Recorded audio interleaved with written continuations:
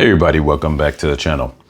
And today I'm getting into another little bit of camera talk. I kind of been ranting on this recently a bit because it is one of my favorite hobbies. And, you know, always on the channel we talk about positivity, you guys kind of just in general bettering yourself and whatnot. And one of the things that I mentioned before about is that you guys getting a hobby and not being one of those people who don't have hobbies inside your life. It's very important. So I shared with you one of the hobbies that I'm into, and maybe you guys might get into it. So I want to then speak on a point here about this little portable camera here, and more so from the perspective of that portable point and shoots have been coming back into popularity in the last, I want to say maybe like 2 years, maybe 3 years or so. So this right here is the G9X in Mark II, but it doesn't say it on it.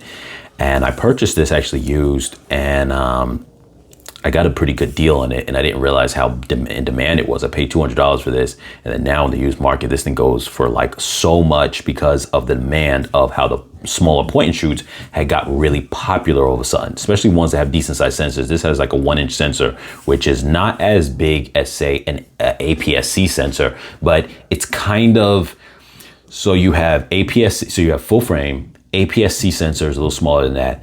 Micro Four Thirds is a little smaller than that. And then you have the 1-inch sensor, to the best of my knowledge, is the next one in line. And so relative to say a phone camera, which is super tiny and this and that, these sensors are considered massively bigger than that and give you not only really good image quality and better low light, but it also gives you a better depth of field where things kind of look blurred out from the background and whatnot. Just to give you guys an example of it. And this has obviously a built-in lens to it, but one thing that's pretty cool with some of these things too is the lenses on them that are attached are actually pretty good with like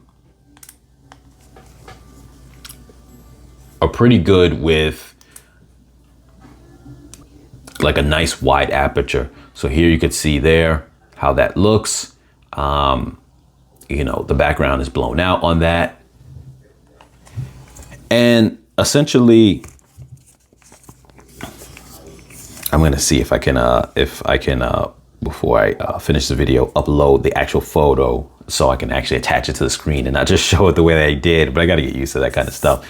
But yeah, so just want to go a little bit on a rant about how this space, for those who are into photography or know a little bit about photography, knows that that space has started taking over. This started going up in price after the fact on the used market, but everyone's been trying to get a hold of smaller pocketable cameras that have really good higher end features, portable with a decent size sensor. And I think the camera that really made this take off and really kind of spiraled this was the Fujifilm X100 series. They got a couple of different versions of it right now. They're on the 6th version, which is kind of ridiculous in its price and the demand. I think from the 100, the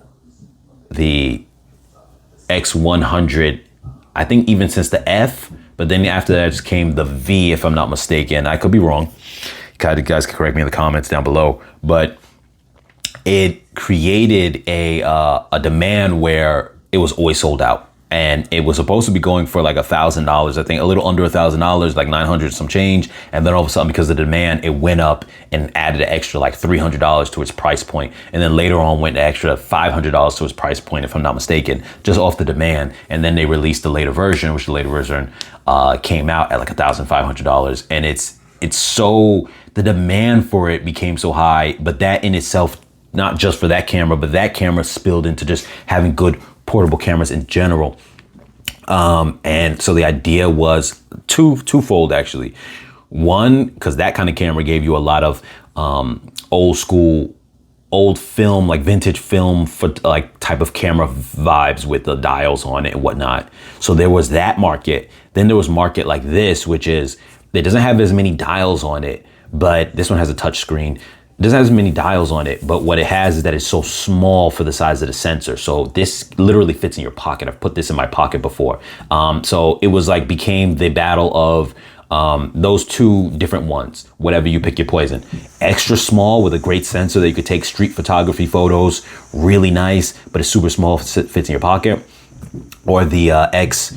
And the Fujifilm 100 series has a built-in lens as well, but overall the profile of the camera is a little bit bigger than this, but not by much. It could still probably fit in your pocket. It would be kind of a little chunky though. That having that more vintage feel and going out there. So, but it still fell into that category of having something portable to go take street photography with it, you know, just randomly taking nice shots and just, you know, pulling your camera out. It just really was this vibe to it. It really had this entire vibe to it. And I don't know, I won't say that that's dying down yet. It hasn't died down yet, but definitely, it's a space that if you're looking to get into, I would say try to look at a couple of models online of older ones. I don't know all the different ones out there, so you might have to do your research, but I just want to say that's a nice space, especially if you want to either you want something portable or you're just getting into photography. You're not ready to go to that level. But the truth is, I would say something portable like this will cost you just as much as that. Because to be honest, I bought this one a couple of years back. Now, I want to say maybe a good 5 years ago for $200. Now I see this on the used market for like $400, $450. So it's going up. But when I bought it off of Craigslist. So that's a little different. Sometimes, you know, someone's just trying to get rid of something. It's a little cheaper than fighting on eBay for something where everyone's like scrounging for the same thing.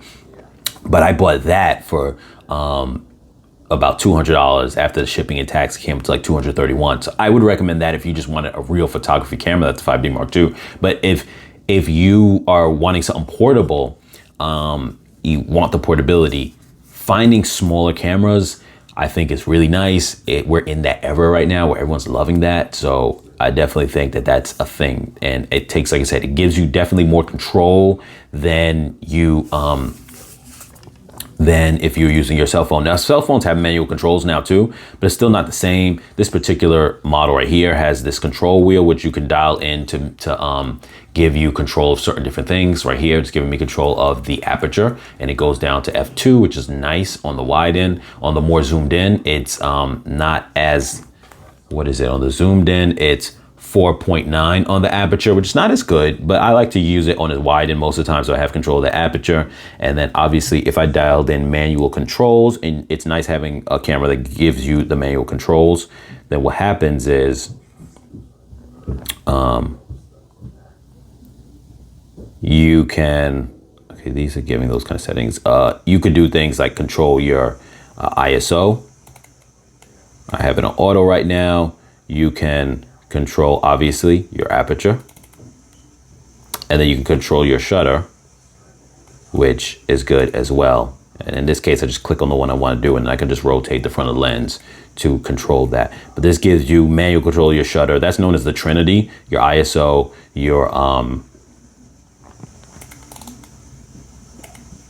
ISO, your shutter speed, and your your aperture. I'm just fiddling around with things. And obviously when you're using a digital screen like this, this counts as being mirrorless.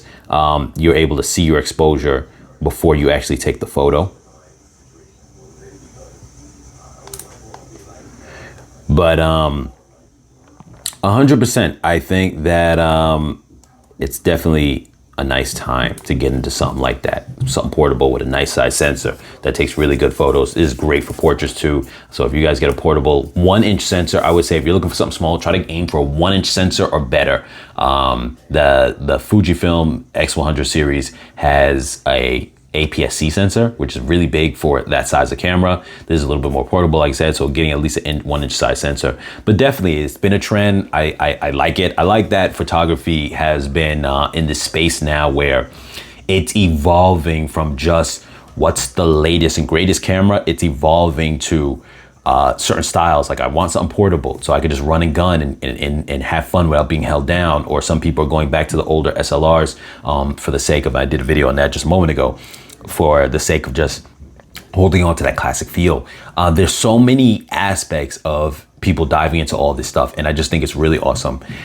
So yeah, anyway, you guys, as always, like, share, comment, subscribe, and I'll catch you guys in the next video.